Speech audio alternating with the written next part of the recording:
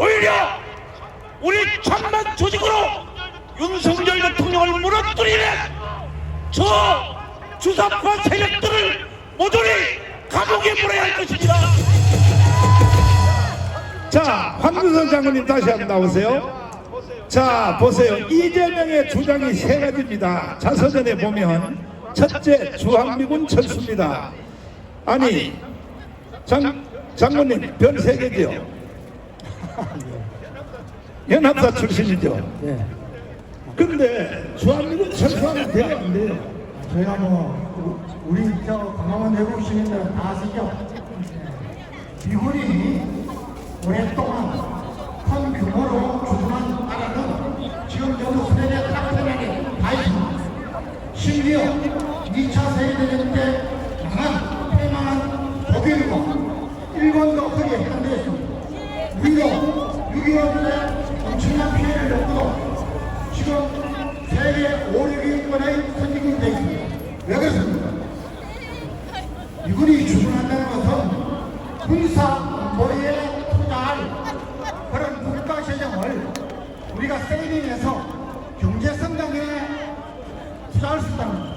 그리고 미군이 있는 한 각 국제사회로부터 계속적인 기업 투자가, 금융 투자가 있다는 겁니다. 여러분, 최근에 멀리 갈 것도 없습니다. 필리핀, 또 아프가니스탄, 미군이 있다가 철수하면은 다 망합니다. 아니, 그런데 왜 이재명이가 미군 철수를 제1번으로 자서전에다 왜 그렇게 써놓은 거예요? 도대체가 이유가 뭐예요? 그거는 제가 보기에는 네. 공부도 안 했겠지만은 멍청한 것보다는 네. 북한의 주장을 그대로 옮겨놓고 있는 겁니다. 그 다음에 연방제 통일, 요게 이재명의 자서전 여기 떠있죠.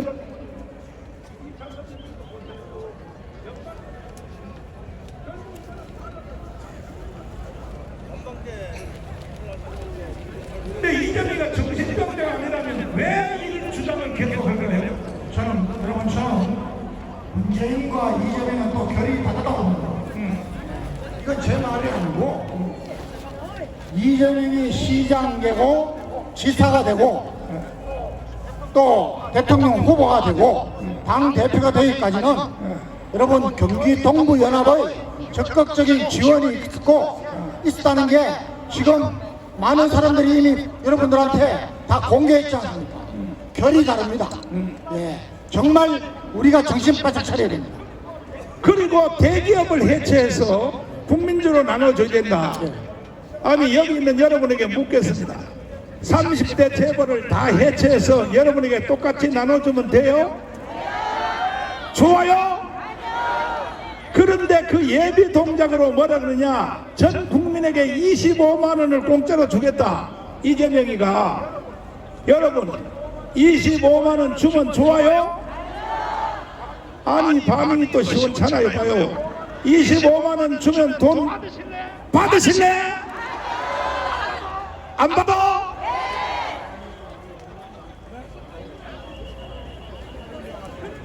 그러니까 이재명 이놈은 북한이 시킨 대로 하는 수밖에 없다고 나는 이렇게 판단하는 거야.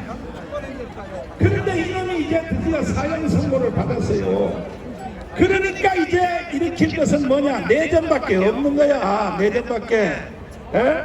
와인버거 국방부 장관이 뭐라고 예언했어요? 대한민국은 북한의 남침으로 망하는 게 아니라 대한민국 안에서 내전으로 망한다고 국방부 장관 와인버거 장관이 미리 예언을 했단 말이에요. 짧게 설명 한번 해주세요.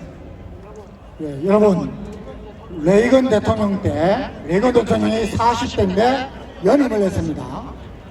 8년 임기 중에 7년을 국방장관을 한 분이 이 캐스퍼 와인버거 장관입니다.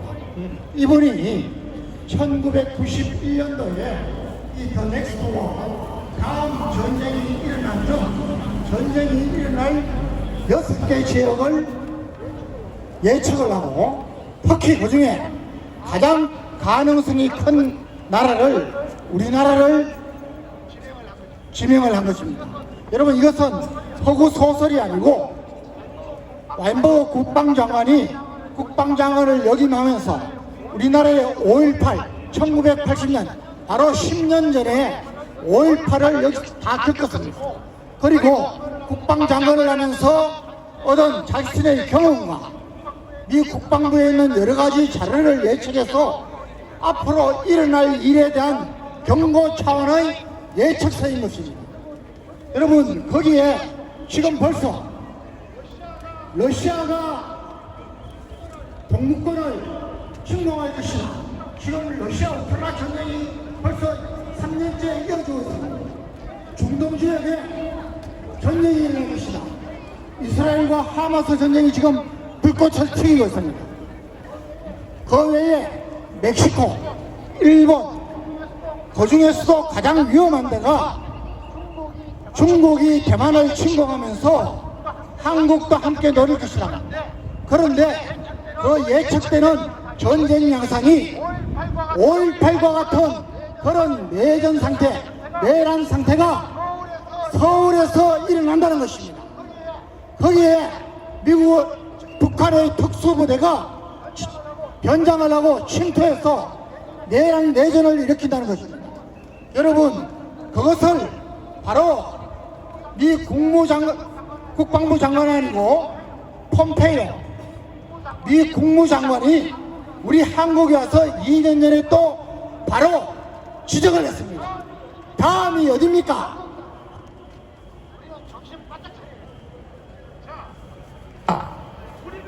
우리가 지금 이재명 때문에 대한민국이 내전과 내란으로 가는 것을 우리가 구경만 할 수 있겠습니까? 반드시 막아내야 됩니다. 내가 강원운동을 40년 해봤는데, 대북운동을 강원운동을 내가 6년을 해봤는데 선제적으로 대결해야 이깁니다. 동의하십니까? 그러면 10월 9일날 이번에 진짜로 1000만 명이 모여야 돼요. 1000만 명이 모이면 우리는 이제 내전 필요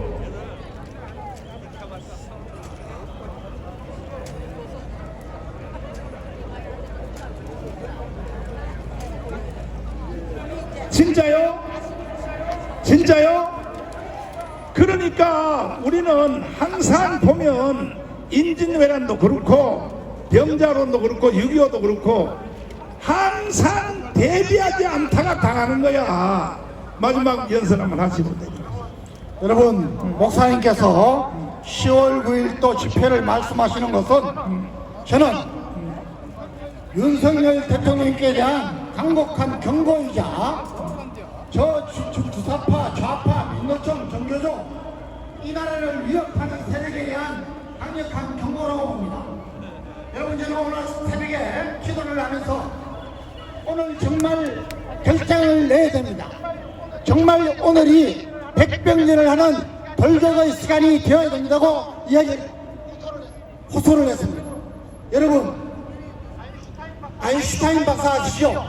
아인슈타인 박사가 이런 말을 했습니다. 나라가 망하는 것은 악을 행하는 사람들에 의해서가 아니다. 그러한 악을 행하는 사람들을 지켜보면서도 아무 일도 하지도 않고 침묵하고 방관하는 사람들의 국민들에 의해서 나라는 망하는 것이다 했습니다. 여러분, 지금 저는 오늘 가만히 생각했습니다. 우리 광화문 애국 예수한국 복음통일 우리 세력이 이 집회가 여러분 지금 거의 6년째입니다. 여러분, 전 세계에 기네스북에 오를 만한 일입니다. 그런데 왜 우리나라가 아직까지 이렇게 딴듯하게 가지 못하고 우리 국민이 정치를 걱정해야 됩니까? 왜 세력이 같은 놈들이 국회에 들어가서 나라 걱정은 안 하고 어떻게 하면은 나라를 북한에 바칠까? 어떻게 하면 경제를 말아먹을까? 이 생각만 합니까? 이제는 딴듯하게 해야 됩니다. 다시는 세력이 같은 놈들이 여든 야든 국회에 들어가서는 안 됩니다.